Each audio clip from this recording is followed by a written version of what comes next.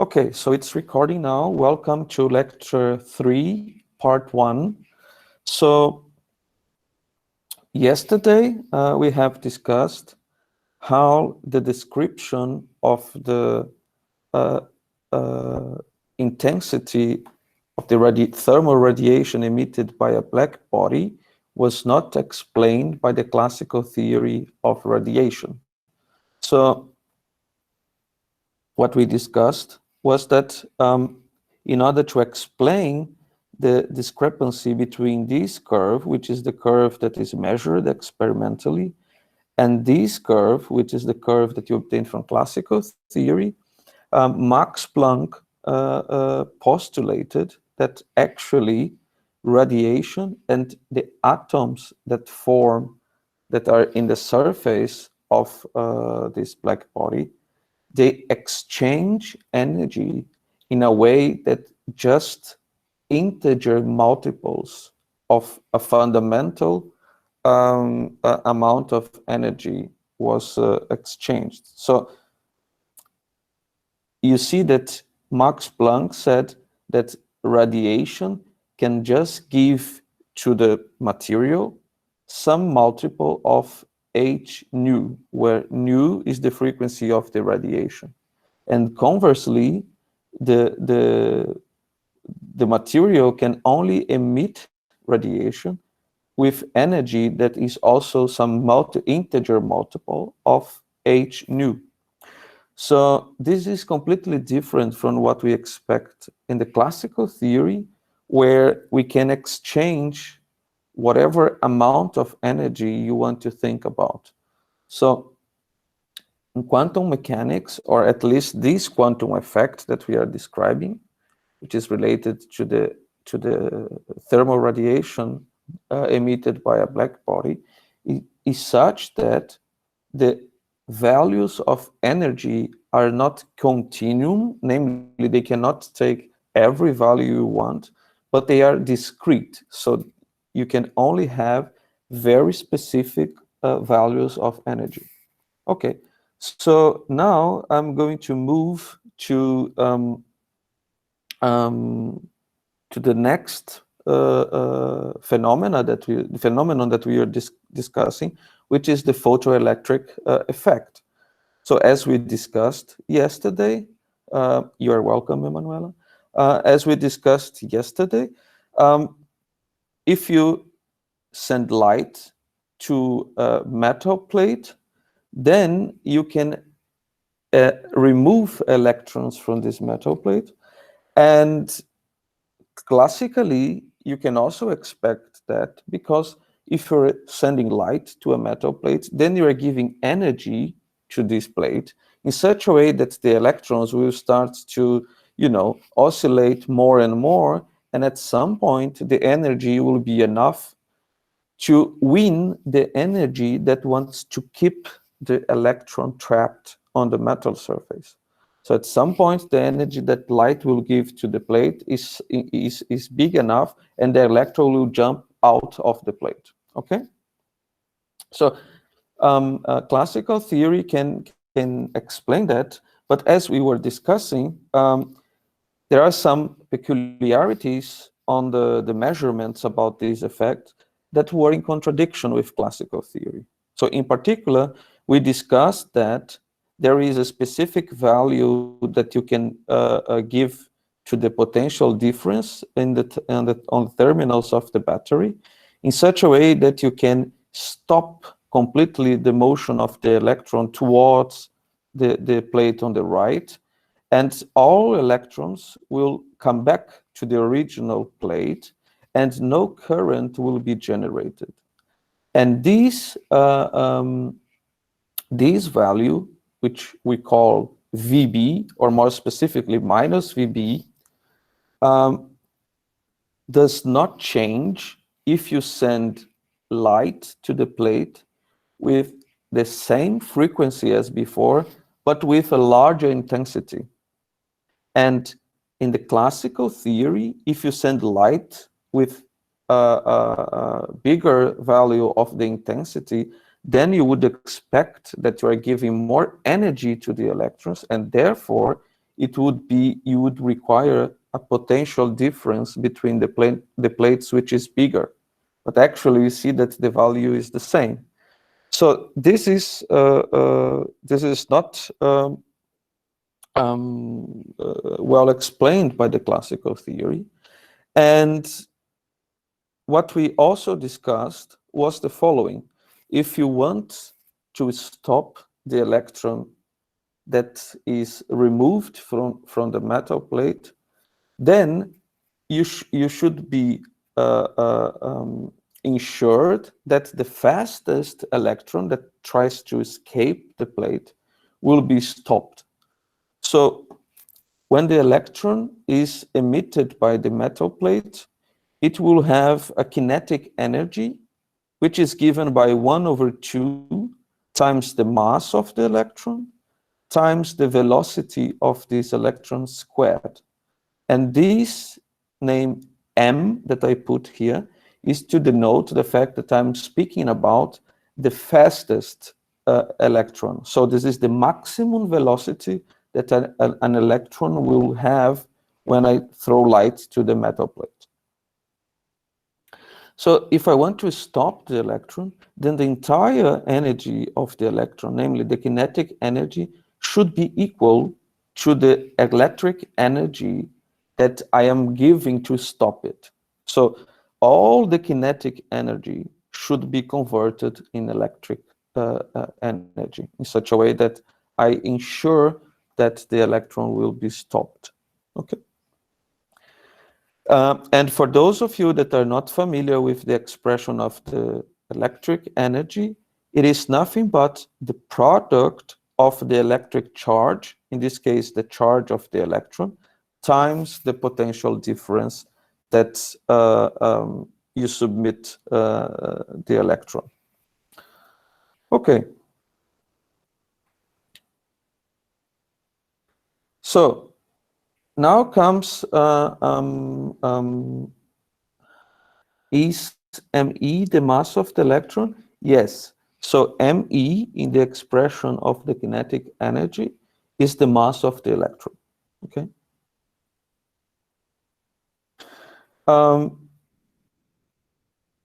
You're welcome. Now let me come to this discussion, which is about energy conservation. So if you probably have heard in your elementary physics courses that in many systems where you do not have any force that is dissipative, this quantity, that is the total energy of the system, is conserved. So you learned that there are several different forms of energy, and you can take a system in an initial state. You can compute the energy of this system, and this will give you a number. Now you change the system completely by acting with different forces on it, and the system will evolve to a different state. And if those forces are non-dissipative, then you can compute the total energy of the system by summing up all the different contributions to the energy. So you have kinetic energy, you can have gravitational energy, you can have elastic energy, you can have a bunch of different energies, also electric energy. And if you sum up now all these contributions, you get the same number you have got before in the initial state of the system. So energy is a quantity that is conserved. We say that a quantity is conserved if it does not change with the flow of time. So energy is a conserved quantity. So when you send light to the plate, this light will carry some energy, E.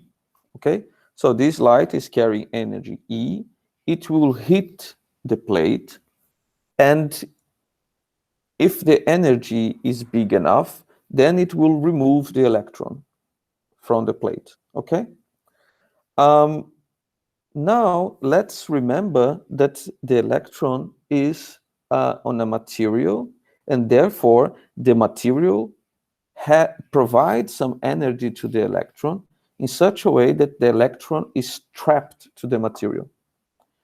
So when you send light, light will carry this energy E, and part of this energy will be used to remove the electron.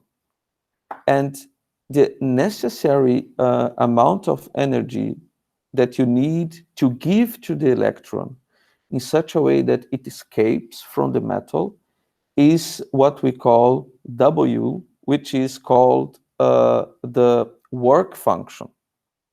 So if the energy carried by light is bigger than W, then E minus W is a positive number, and this will be the remaining energy that the electron will carry outside the metal plate. And outside the metal plate, we know that the electron carries kinetic energy. So E minus W must be equal to the kinetic energy of the electron. Okay? So if E is smaller than W, then the metal, the energy that binds the electron to live on the metal will win, and so you cannot remove the electron. Okay? This means, also, this is a bit different. Well, I will get back to this point, but just to emphasize that W is a function that depends on the specific characteristics of the metal. So different metals will have different values of W, okay? So this is not a quantity that is universal. It depends on the material that you're using.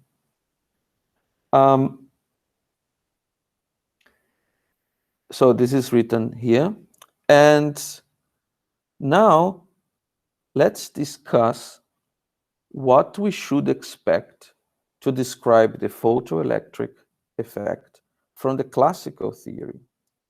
Well, as I said, electromagnetic waves transport energy which is proportional to the intensity I naught.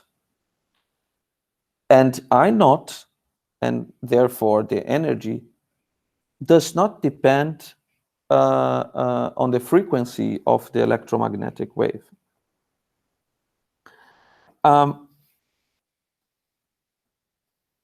So what happens is the following, okay? If I increase the intensity, the classical theory tells me that the energy carried by the electromagnetic wave will increase. So let's assume that I have a plate and I send light to this plate with some energy E given by some intensity I naught. And let's assume that for this value of I naught, I cannot emit any electron from the metal plate. So the energy carried by the electromagnetic wave is not enough to remove the electron. Well, then you say you have to increase the energy because you're giving not a lot of energy to the electron to be, you cannot use, so this light that you are sending to the plate is not enough to remove the electron because the energy that you are giving to the plate is not bigger than the work function. So there is a question in the chat. Can we use any light on any material to make it lose an electron? Okay, that's a good question. In principle, you can use any radiation. So you can use electromagnetic waves of any frequency. But of course, there are some materials where it's easier to remove the electrons. And metals are this kind of materials because they are conductors. It means that electrons can move almost freely through the material. And there are materials that the electrons are more or less fixed, and they are not free to move because the binding energy is very high. So there are materials that you can remove the electron very easily and materials that it's very, very hard. Okay? But in principle, this is something that it's just about energy exchange. So you can send any radiation to any material. Okay? Okay. Now comes the second part of my thought experiment, which is I sent a light beam with energy E and intensity I naught, and I could not remove any electron. Now I will repeat the experiment, and I will increase the value of the intensity. If I increase the intensity, the classical theory tells me that I should expect that the energy carried by this light beam is also increased. Okay?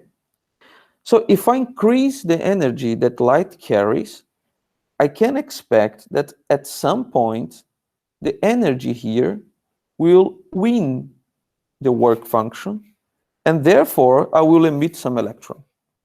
Okay?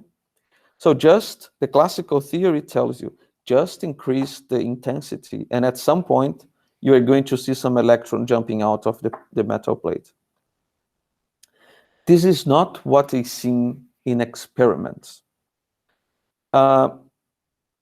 If you just increase the intensity, but you keep the frequency of the radiation fixed, and if initially this radiation did not emit an electron from the metal plate, you are not going to emit you are not going to emit an electron just by increasing the intensity.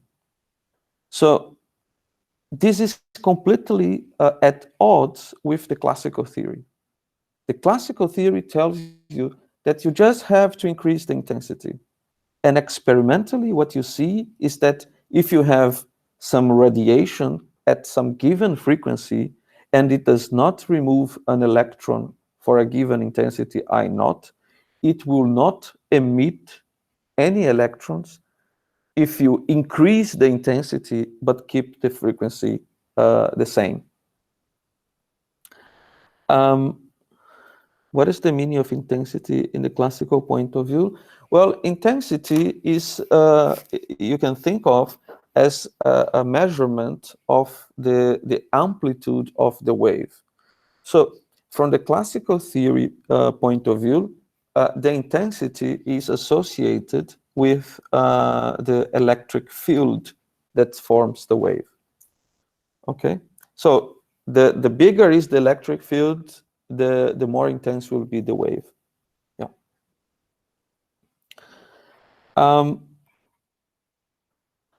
Okay, you're welcome. Okay, so from the classical theory, we expect that when I naught grows, the energy will grow. And therefore, the value, the absolute value of the VB, which is the value of the potential difference necessary to stop the electron, will also increase, right? Because if you're increasing the energy that you give to the plate, then the more energetic will be the electrons that are ejected by the metal plate. So you need more and more energy in order to stop the electron. But this is not what you see, as we just saw from this plot here. If I increase the intensity, namely if I go from I naught to I naught prime, you see that this red curve says to you that the electric current has increased. But when you go down to smaller and the smaller values of the potential difference, the same value minus VB will stop the current. So you are definitely not giving more energy to the system by increasing the intensity. Okay? This is absolutely non-trivial from the classical point of view. Okay? So it starts to indicate that the classical theory might not be a good description of the photoelectric effect. Okay, so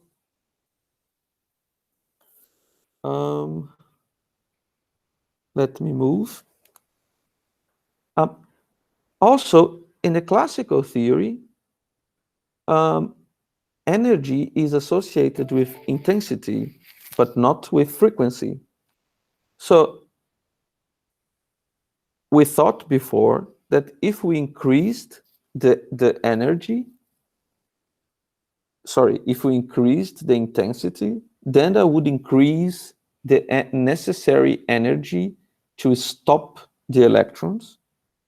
But also from the classical theory, if we change the frequency of the radiation that hits the plate, I would expect, from the classical theory perspective, that the stop energy, namely the energy necessary to stop the electrons, does not change.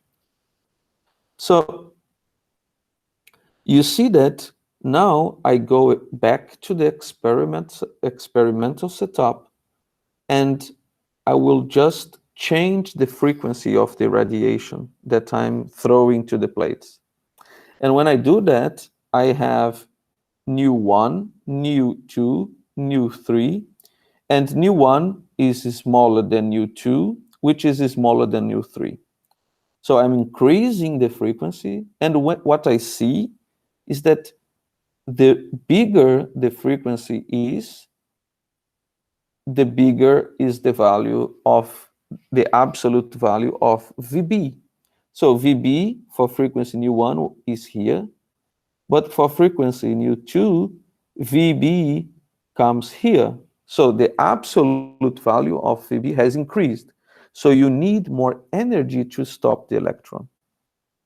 Now, if I increase the frequency from nu2 to nu3, again, the absolute value of the frequency will increase. And therefore, I need more energy to stop the electrons that were emitted by the plate. So what we are seeing, this is a representation of the experimental result, is that if I change the frequency, I change the value of VB. But from this plot, if I change the intensity of the radiation but keeps the frequency fixed, I don't change the value of VB.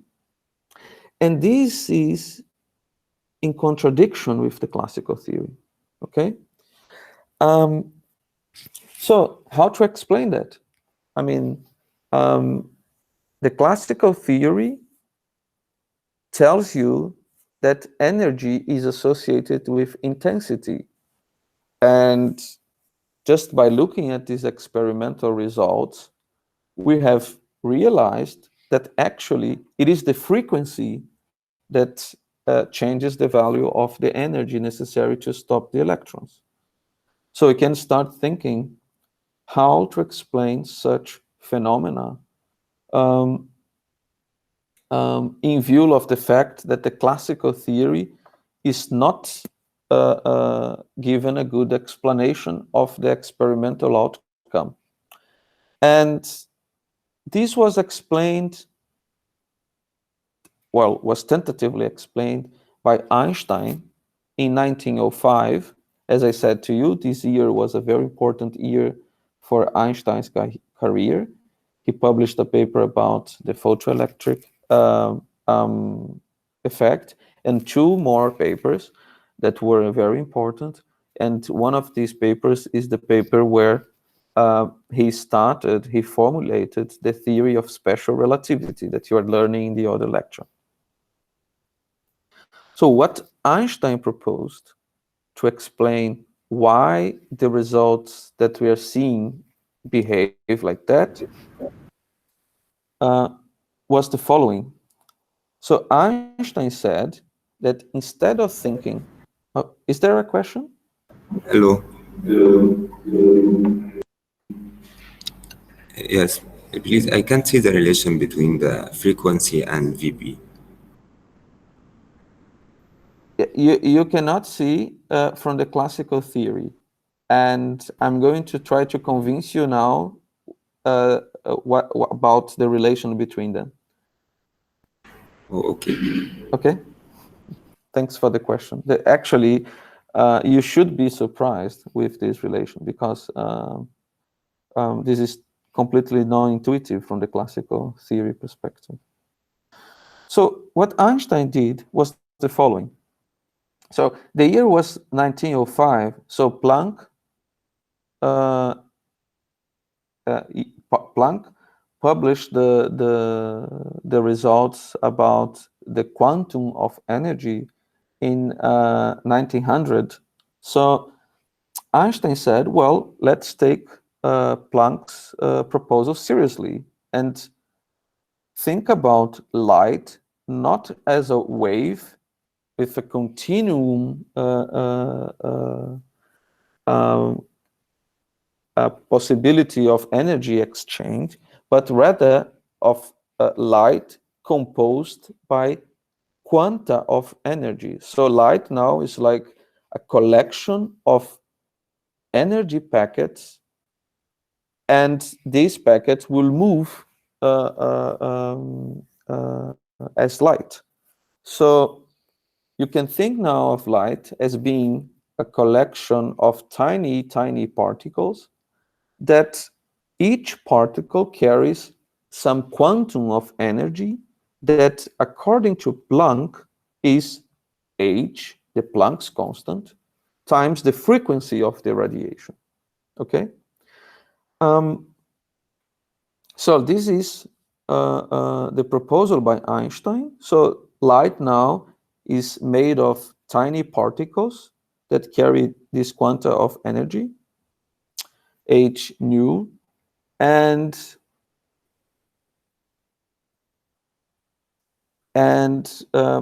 the simplest situation that you can consider in order to explain the photoelectric effect is the following. Think about light as being this collection of tiny particles, and you have the metal plate, which is formed by electrons that are moving in the surface. So when light arrives, since light is formed by these tiny particles, one of these tiny particles will hit the electron, right? So there will be a collision between a particle of light and the electron. And if this collision is energetic enough, then this particle of light will remove the electron from the plate. Okay? So if we go back to this equation that we discussed before, the energy that light is giving to the electron is the energy of one particle of light. So this is the simplest situation. So in the simplest situation, you just exchange E, which is the energy that light carries, by h nu, by Planck's constant, and the frequency of the radiation. So now we have this equation here, which is the Einstein equation for the photoelectric effect. Let's see if this proposal explains the different results that were obtained by experiments. So look at this equation. So you can see that this equation does not contain the intensity, but it contains the frequency. Okay, so if the frequency gets larger, then this term here, h nu, becomes larger. And at some point, it will be bigger than the work function. Okay? So at some point, h nu will win against the work function, and this will be enough energy to remove the electron from the metal. Okay? So you see that if I keep the frequency constant, then this difference, h nu minus the work function, is just a constant. So irrespective of the intensity of light, if I keep the frequency constant, I will not see any difference. And this is, so we are going to see more current, but I will explain why is that in a moment. But we don't see any difference with respect to VB, right? So E times VB will be just a constant, and therefore VB will be just a constant. So if I don't change the frequency, I don't change VB. Okay? Now, if the frequency is too low, so if the frequency is very small, then h nu will be smaller than the work function, and you cannot remove any electron. So there is a frequency that is the minimum frequency required to eject the electron. And this is what we call the threshold frequency. And this threshold frequency is precisely when this difference, h nu minus w, is 0. So this is, let's say, this is the situation where you give exactly the same amount of energy that is necessary to remove the electron from the plate. Any extra energy that you give to the system will appear as a kinetic energy. Okay? So this is very important. This equation, you have to sit down and fully appreciate what is the meaning. So you see that what Einstein proposed is that you can treat this interaction between light and the metal plate as a collision of particles. Okay? There is a question. In E times VB, what is E? E is the charge of the electron. So this is a fixed number. Okay? This is a number that you can, actually, this is the absolute value of the electron charge. So you can this is some number that you measure in the lab, and it is fixed once for all. Okay? So you have to really look at this equation and appreciate what is written here. So Einstein said that you can explain the photoelectric effect by treating the interaction between light and metal as a collision between a particle of light and the electron. And the simplest situation is when you give to the electron energy h nu, which is the energy carried by one particle of light, and this wins the work function, which is the energy that is necessary to keep the electron trapped. Okay? So this equation, you see that if you increase nu, you increase VB. And looking at this equation, we can say, well, this is explaining what we see, but maybe there are several different ways of explaining the experiments, and this is just one of them. What is unique about this description that could say, well, if I measure something and this something behaves in a particular way, then Einstein is correct? Well, look at this equation. EVB equals to H nu minus W. E is a constant, W is a constant, and H is a constant. So you have VB, which can change, which can vary, and then you have H nu, So h is fixed, nu can vary, minus w, which is a constant. What does this equation describe? So if I want to make a plot, if I want to draw a plot of VB against nu, what is the expectation of this plot? What should I get for this plot? Do you want to try to answer that?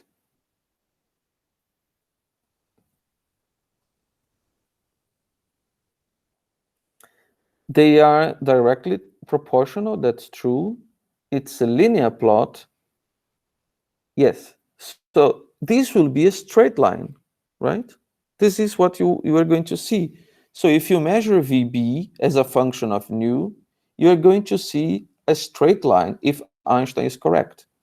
And if Einstein is correct, the angular coefficient of this straight line will be h divided by e.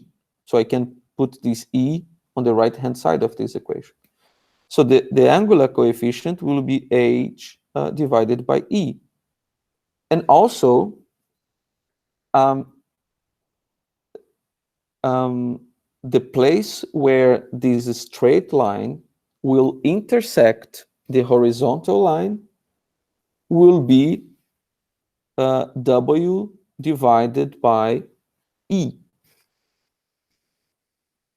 Sorry, w divided by h. I'm sorry. Okay? Do you agree with that?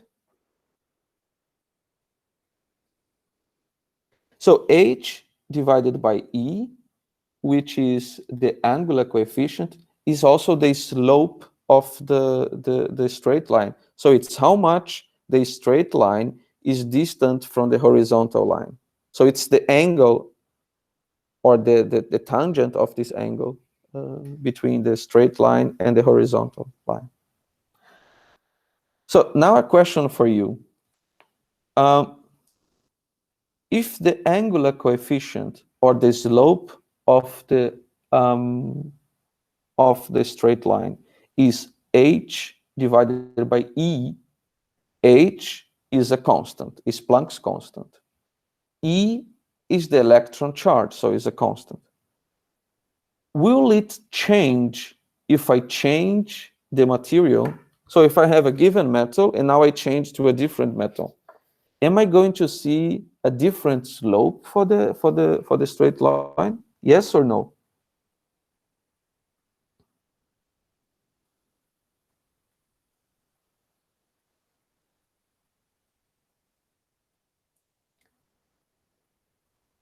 So some of you said yes, some of you said no. So I'm saying that now I'm saying that no is winning, and that's good because that's the correct answer. So for those of you that answered yes, let me explain again. The slope will be h divided by e. H and e, they do not depend on the material, okay? So if I change the material, the slope will be 8 divided by e. So it doesn't change if you change the material, okay? However, the place where the straight line will intersect the horizontal axis is w divided by h. H is a universal constant. But w, as I said, is the work function, and it depends on the material. So the place where the straight line will cross the horizontal line, these will depend on the material, okay? So let me move to the next slide, and you see what I said here. So assume that I want to plot VB against nu. I take material 1, and I just plot VB against nu. This will give to me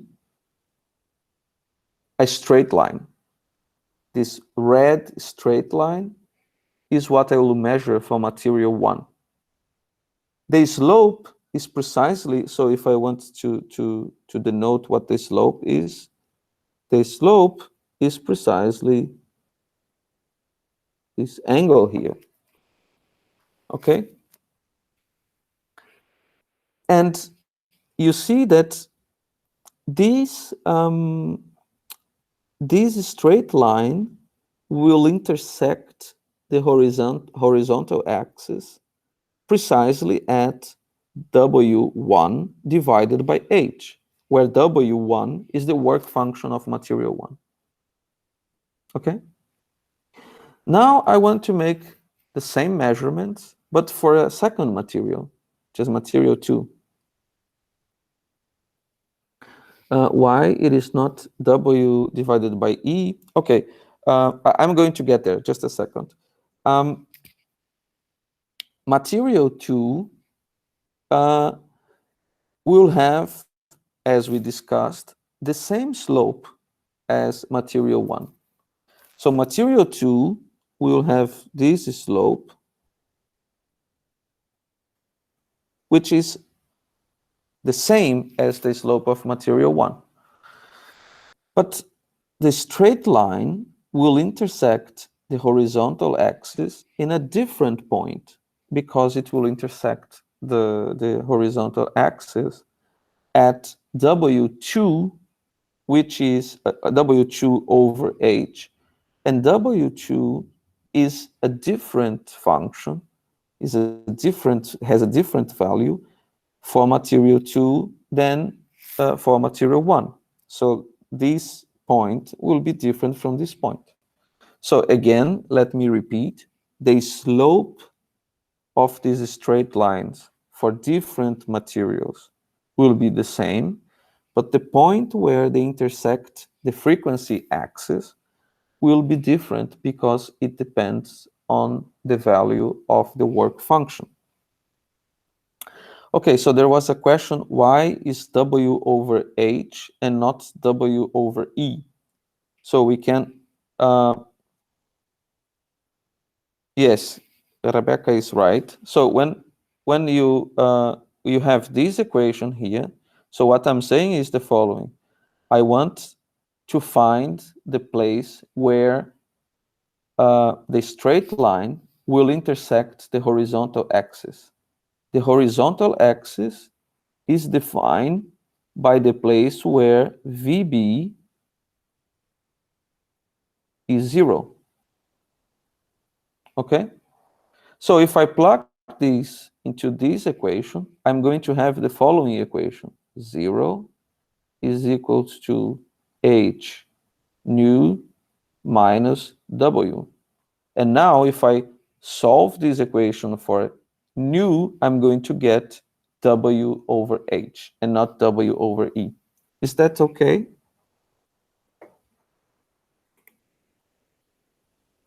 Okay, so you said that's fine. Okay, okay, okay. Okay, good question by Prince. Is W constant? Yes, W for a given material, W is a constant. Okay. Okay, so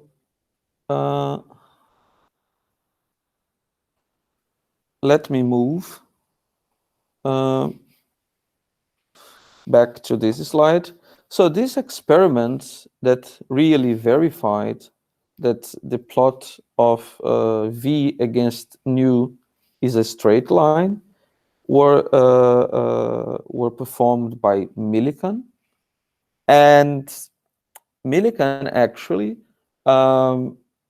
did not believe Einstein's proposal. So he wanted to make experiments to show that Einstein was not correct. And then he got convinced that Einstein was correct because he saw precisely this behavior that Einstein predicted by his assumption about the nature of light. But of course, you see that this was a proposal made by Einstein that was essentially, let's say, an extension of Planck's proposal, but it does not explain the nature of light. How can the X, so what is the question? Then how can the X-intercept change? Because Prince, please be careful. W is constant for a given material. But if you change material, W will have a different value for the different material. But given a material, then W is constant. But if you have two different materials, then each material will have a different W.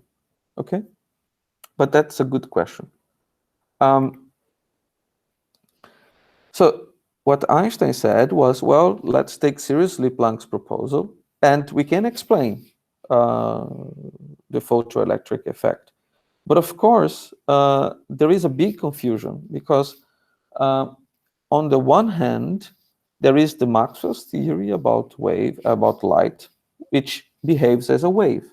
And we know all the results about optics that are explained by the description of light as a wave. And so far, so good. Nobody will dispute that. But in order to explain the photoelectric effect and also to explain the black body thermal radiation, an assumption was needed. And this assumption was that light was formed by quanta of energy. So like these tiny particles of light. And these tiny particles of light that carries energy equals to 8 nu were called years later, not by Einstein, but many years later, they were called as photons. So you see here, this quantum of light is a photon. You probably heard this word before. So there is this very important issue. Is light a wave, or is light, a beam of photons? And this was not understood at this stage. At this stage, people were just guessing how to explain the experimental outcomes. But it is very important to keep in mind that there was a clear clash between the predictions of classical theory and experimental data. And to explain the experimental data, people had to change the description of the nature of light. And the question is, how do we really reconcile this description of light as being a beam of particles with the treatment of light as a wave, as Maxwell did? For the moment, I will keep this question open. I will not give you the answer now, because we are going to discuss more about this weird behavior between between wave and particles, also for matter. So far I'm talking about light, but now we consider the electron as being a particle. But if I tell you that the electron can behave as a wave as well, we are going to get to that. But for the moment, just keep in mind that light sometimes is well described by a wave description, and sometimes is well described by a particle description. Okay? This is the key concept behind the lectures up to now. You have to understand that. Okay? So I also wrote two exercises, exercise 1 and exercise 2, and we can discuss these exercises, but it's also time for a break. Okay, you want me to repeat what I said about the behavior of light as a wave and a particle? Is that what you want? Yeah, so what I said is the following. For many, many phenomena, light behaves as a wave. Okay, so this was the prediction by Maxwell. And for instance, all the theory of optics was developed with the assumption that light was a wave. Okay, and nothing was wrong with that. You could not say that things were wrong. The description was good. However, these two phenomena that I just described, namely the black body radiation and the photoelectric effect, they could not be explained if you treated light as a wave. You had to assume that light was made of quanta of energy. So light was carrying packets of energy. So you can say, well, then Maxwell was wrong and light is just a beam of particles. But as I said, when you want to do optics, you can describe light as a wave and everything works well. And we are going to see that actually sometimes light behaves as a wave and sometimes light behaves as a beam of particles. Okay? And typically, if you want to know when each situation happens, you have to think as the following. When light propagates, so when light moves from one place to the other, light behaves as a wave. But when light interacts with matter, namely when light interacts with the metal plate, as we were discussing, light behaves as a beam of particles. But for the very moment, I just want you to appreciate that the classical theory could not be complete. Okay? And all these things that I'm saying will be explained when we come to the modern formulation of quantum mechanics. But at the moment, I'm just saying that people realized that the classical description could not be a complete picture. Okay? And I really hope that you appreciate that. Waves mean it. Yeah, by a wave, I mean, for instance, if I throw light, for instance, against a slit, then I'll see the uh, the light wave. Uh, uh, so there is something called the diffraction. So if I throw light through a slit, I'll see light as I would see, for instance, a wave of water.